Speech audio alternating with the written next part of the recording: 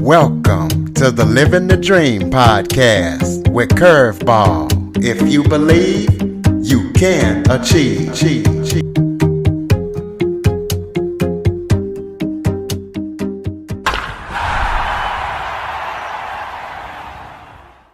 Welcome to the Living the Dream with Curveball podcast, a show where I interview guests that teach, motivate, and inspire.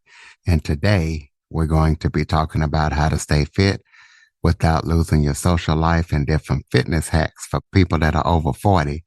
Now, if you're under 40, don't turn it off because eventually you will get to this point and you could use these tips as well. I am joined by personal trainer and gym owner and podcast host, Brad Williams, and he's seen it all. He's been personal training and owning the gym for years. So he's going to talk about different fitness hacks for people over 40, how you can stay fit without losing your social life. So Brad, thank you so much for joining me today. And thank you so much, Curtis, for having me. Well, just start off by telling the listeners a little bit about yourself. Yeah, absolutely. And I love your little plug to the under 40, the 30-year-olds out there. Just you wait 10 more years. Listen up here. But I've been a personal trainer and gym owner for over 13 years here in Orange County, California, Huntington Beach to be exact. And, before that, I was at Long Beach State with a business administration major and kind of always wanted to run my own business. So that's what kind of led me to the fitness industry. My dad was a medical doctor. Mom was a nurse. So I was kind of already geared for it, I guess you could say. And, with different struggles of being an entrepreneur and, being in the brick and mortar industry kind of led me 13 years later to just, expanding to 3 different gyms, had over 60 different trainers. I've learned a lot from so many different trainers, and as well as being in the industry. And it just came to a point where just, business is saturated here. It's really tough to, even run a brick and mortar in California. COVID didn't help as well. And just during COVID, kind of had to settle down and consolidate down to one gym. And then I started running online training and a fitness podcast. I just was so passionate about, how much more people I could reach, especially on my fitness podcast, and, could still, do what I do with the online training and helping people. And I turned 40 myself about 2 years ago. So that's kind of why I started the show, because, the theme of it was, I'm turning 40 as a personal trainer, and oh my God, I am finally feeling what my clients did when I was in my 20s and 30s, tell me about their lower back problems or their shoulders and how it's so hard to lose weight. And, the young trainer yelling at them, you need to be more disciplined and I'm holding you accountable. And, oh man, now that I've turned 40, I'm having those problems now. So I totally get where they're coming from, new self perspective, but I still have that personal trainer in mind and I refuse to give up. And I feel it's my passion and my gift to give to everybody that I'm going to try everything out there, find all these fitness hacks. And I'm real big on, not giving up your social life. I'm not a pro bodybuilder. I'm not a, professional athlete. I realize everyone, wants to have their social life, have fun, whatever that is. But my philosophy is, figuring out what works for you for, working out, diet, supplements. And we just work around the stuff that means the most to you. So that's kind of my show in a nutshell there. Well, tell us about some of the fitness hacks that you have found for people. Yeah. So I think the one of the biggest ones, I'll just tell you that one, is just doing intermittent fasting. And for those of your audience that don't know what that is, it's basically, we all know at this point how to track calories, whether you do it or not. You've done it before and you know where you're supposed to be for your age and weight if you want to lose weight. And, trying to hit that much protein. We call them your macros, your protein, carbs, and fats. And, just do the best you can. But it's harder when you get over 40. It takes more effort to get slimmed down and more toned because, age is it's against us. Our bodies start slowing down. We're not assimilating protein fast enough. We're not holding on to our muscle mass. Our body's going into survival mode. So it's storing more fat. That's how you survive long term, is having a lot of fat stores.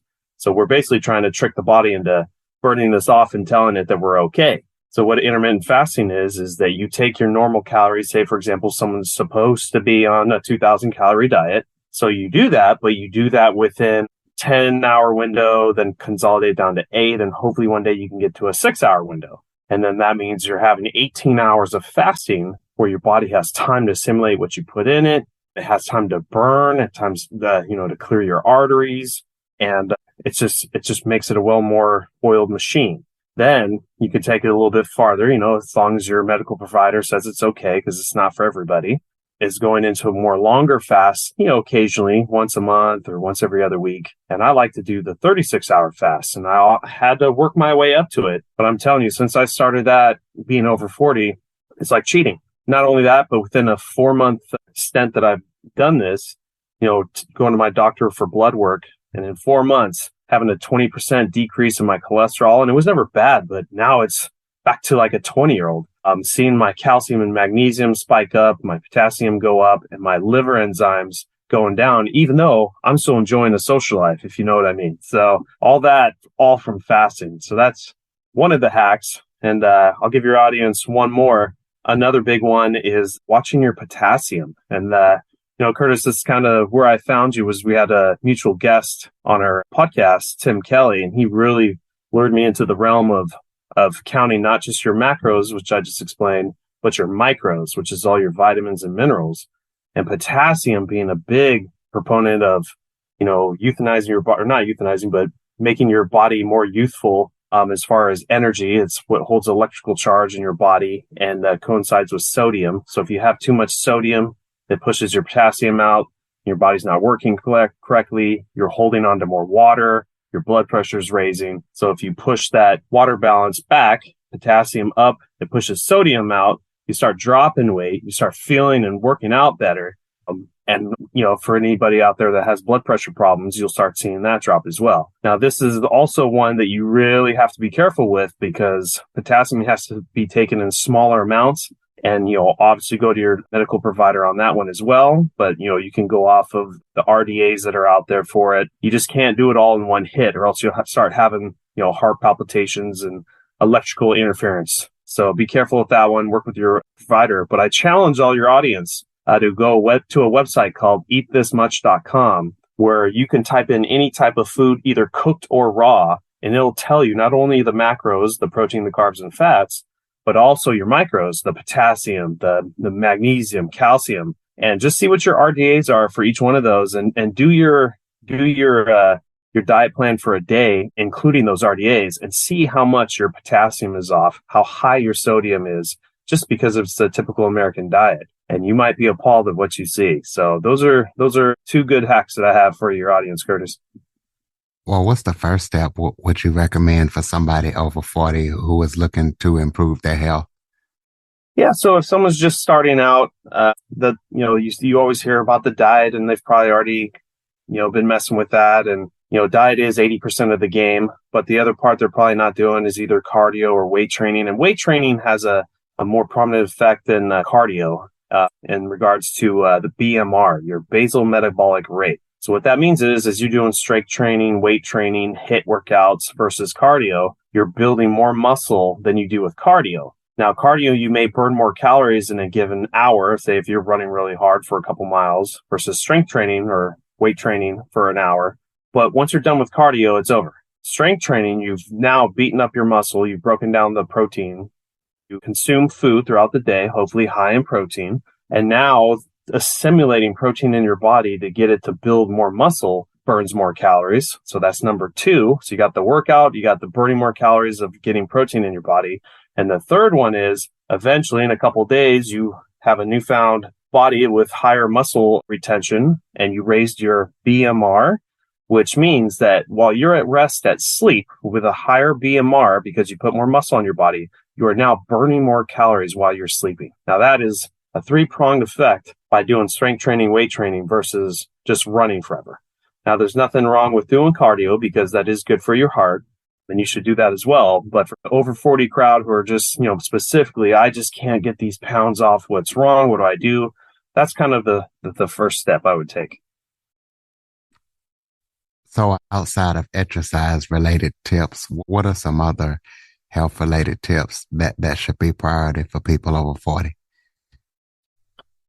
I think just, having a motivation coach, whether it be like an online coach, personal trainer, a chiropractor, a physical therapist. Our bodies are fragile, And I'm sure, I have injuries myself and, having lower back surgeries, just all from, freak accidents, moving equipment around, nothing I've ever done to myself actually working out. But our bodies are more fragile. So everything, just slowing things down, taking your time, not working out so heavy. I see a lot of guys, especially, will hit the gym in their 40s and 50s and still trying to throw up those weights, but they're just tearing up their bodies. And what are you doing? What are you getting paid to? You're not getting paid to be an NFL athlete or anything. We got to play the long game. So it's taking more time, and it helps to have someone with you along the ride. That's why I mentioned the personal trainer, physical therapist, a chiropractor, just someone in the health field that can just educate you, watch you, correct your form, and just it's basically more for injury prevention because it's so prevalent after 40. And when you get to your 60s, 70s, I mean, that is one of the leading causes of the downward spiral. When someone slips, trips, and falls, you start breaking bones, you start ripping ligaments, and at that age, you're not going to be recovering that fast, and if at all. So that's, get yourself a caretaker. So how much do one of those personal trainers cost? Do they come with the membership, or do you have to pay extra? How does that work? Like if I went to the Y or something like that? Yeah, so my advice for that is like the typical chain gyms like YMCA, 24-Hour Fitness, Curves. They typically have the younger trainers, and that's great, but they all need a starting point. And for the over 40 crowd, you probably want just a little bit more experienced trainer, and they're usually at the private gyms. So if you use Yelp or Google Maps, just type in personal trainer or gym, and any of the ones that the name doesn't sound like one of the big top gyms, it's because those gyms are more private and they give better deals to, more experienced trainers. So, and those more experienced trainers usually charge less than what they do at the big chain gyms, just because of the high cost of running those big, YMCAs and 24-Hour Fitnesses. So the private gyms can, charge less, make the trainers make more money. They're more experienced. And the same thing goes with, the physical therapists and chiros outside of the big hospitals. These are the ones that have been around for a while, made a name for themselves, and now they're going out on their own, and they can usually charge a lot less than what the big hospitals would do. Assuming the biggest thing with physical therapy and chiropractor is, can they take your insurance or not? So that would be the other thing for that category. Tell the listeners about your training program as well as your podcast. Yeah.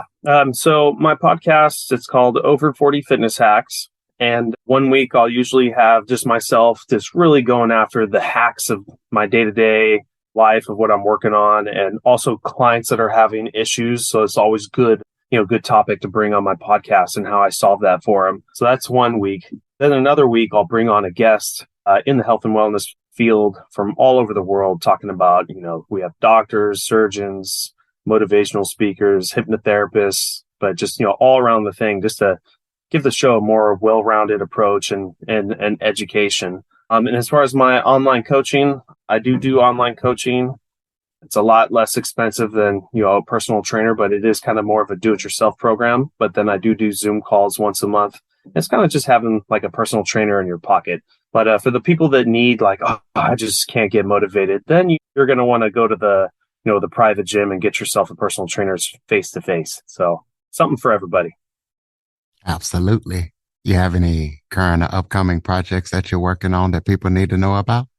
I'm working on right now a do-it-yourself program from start to finish, as if someone had just never lifted a weight in their life, all the way to, the most optimized, human performance you can be at your age, and working with a physical therapist that's in my network group, and he does a lot of online stuff as well. So we're going to merge our programs together. And so you've got that physical therapist, the doctorate kind of going over the program. And then with my knowledge and experience of all the different types of training out there and, working with clients, we're going to roll that out sometime next summer. So stay tuned for that. And besides that, just getting the message out, pumping out my podcast episodes, getting on other people's shows and spreading the word. Absolutely. Throw out your contact information so people can check out your podcast and check out that coaching program and everything that you're up to. Yeah. So the best way to get a hold of me is, check out my podcast, Over 40 Fitness Hacks, on either Spotify or Apple or whatever platform you're using. My website is www.over40fitnesshacks.com. Very simple. And you can follow me on Twitter as well at over40fithacks. So on Twitter, they kind of make you shorten up your title. So at over40fithacks. And that's all I got. Absolutely. Close us out with some final thoughts. That way, if I miss something that you would like to talk about, go ahead and hit it up or just hit the listeners with some final thoughts. Yeah, just I think in life, you need to enjoy life. That's why I kind of always coined myself as a lifestyle trainer, not a personal trainer. I was never that militant bodybuilder boot camp type trainer. More of enjoying life. I love everything. Some of the guests you've had on your show, Curtis, life throws you curveballs, and that could include, having an awesome social life, which good for you. But you can work around those things and get, as healthy as you can within reason. And, we could live to our 60s, 70s, 80s, 90s, and hopefully 100s. Well, ladies and gentlemen, definitely check him out. Over40fitnesshacks.com. Brad Williams, check out that podcast. And as I said at the beginning of the show, you might not be there right now, but eventually you will get there. And he's definitely got some helpful tips that can help us all out. And even if you're younger, you can take some of this advice. If you enjoy this show, this episode, or this show in general, please be sure to share, tell a friend. The new year is coming up. Everybody has that health New Year's resolution. So check Brad out in the new year. Brad, thank you so much for joining me today. Absolutely. Thank you so much, Curtis, for having me on. For more information on the Living the Dream podcast, visit www.djcurveball.com. Until next time, stay focused on living the dream.